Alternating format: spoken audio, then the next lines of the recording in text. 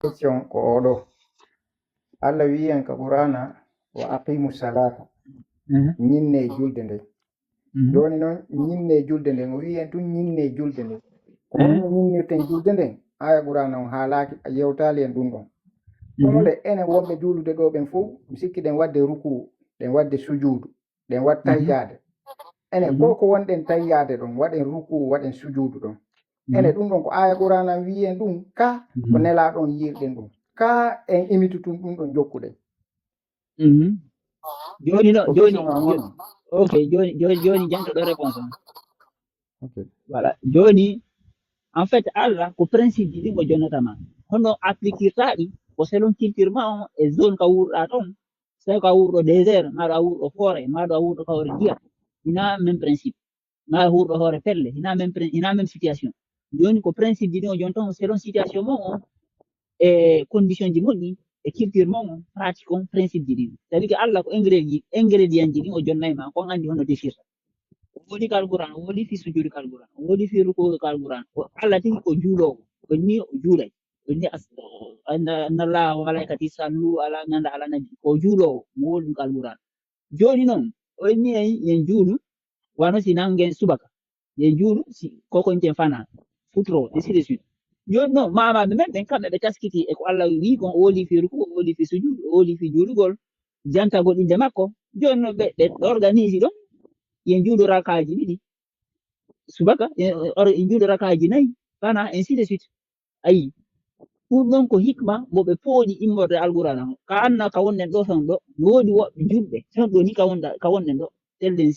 tellen Syrie Égypte o sa yehi a yino ɓe juulirta a sikki a hina julɓe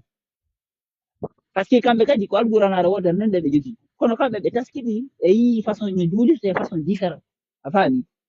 par ce que Allah jonna en fait o yorna diina kan o yorna diina kan en fait koko doit newanade jama o c'est à dire que mo ɓe pratique selon culture e condition e situation ka woni ɗon wano o ɓornagol ninja koko yiyata joni ɓe ɗo nde ɓe ɓornoro ni ɓe ka désert ko culture wonɓe yimɓe wonɓe ka désert nduggu ara nata ka noppi nata ka gite ɗon kamɓe ko ni haysina julɗo ka désert ko ni ɓornotoma ayi maintenant enen kaka foore wonnen ka savane ka foore ka pelle enen ɗe mari besoin de hendu kenal ɓuuɓkal wifay e mara nduggu donc enen koni ɓornotoɗen Allah noon inni ko laɓaɗo ko laɓaɗo a faami donc évidemment himo yiɗi ko laɓa joni so aɗa mari sukudu moroɗa ko laɓa himo mari en fait ko tedduɗo ayi oɗo no bonɗori ɗo hayno jooɗori no wondi e teddungal ko a ñenti sifaji makko ɗi a faami joni noon ɓeɗo kamɓe kadi ɗum ɗo na finalement no boni en tant que tel koɗo no moƴƴani wonɓe ka désert ɗen ɓayno enen hina ka désert wonɗen hina normalement en hana suivre ɗum ɗo par ce que aran sa en par ce que sa woni kamen a waɗi ɗum ɗo déjà gubawi wange aɗa ngi duuɓi aɗa ngi daso par ce que ka désert hay gubawi ngi daasi ngi tunata par ce que ka désert andi ko mbulla ko leydi mbullari hay si daasi ke ndi leydi mbullari tunata par ce que to loope ala ndiyan saƴata alors que enen kamen ndiyan harayno beebi fayla 6 mois fof harayno saƴu tu vois non donc ɗum ɗo hina adapté kamen hina kadi culture men en fait tu vois non donc Allah ko principe ji ɗin o jonnayma o jonnatama règle fixe ko ni forcément appliquirta tu vois non donc no julirten ɗo ni hande ta sikku ko Allah jippinino waɗe rakaji nayyi ɗo wara non mo woli fi ruku mo woli fi sujud mo woli fi juulugol jantagol inde makko c'est à dire que janngugol konguɗi makko ɗi tu vois non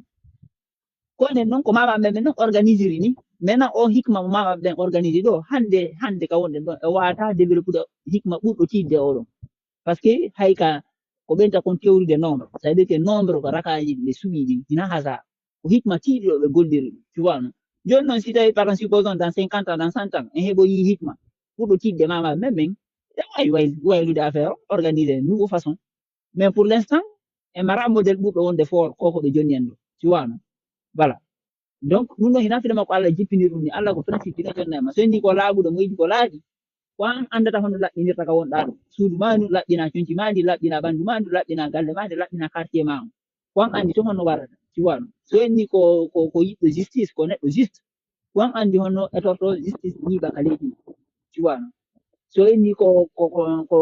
neɗɗo peewal ko an andi honno développe waɗa peewal a faami hina kanko arta en détail o ni hina e côté o ɓe ko ɗum o so jonniren daani ko ɗum so en nakal qur'ana ko yewdata ko yimɓe marɓe taskitotoɓe miijototoɓe tu vois no ko ɓen o yewdata e fimu par ce que ko addata kon koko hanɗa meditude taskito fiya hettu lawol e mum immorde e mum kanko o jonnete daƴƴere nden ko an andi honno kollitirta ko ingrédient ji ɗin o jonnayma travail cerveau ma kono mawɓe men min ka jañireno ka karam ko min ka duuɗe har ko non jangirte en fait voilà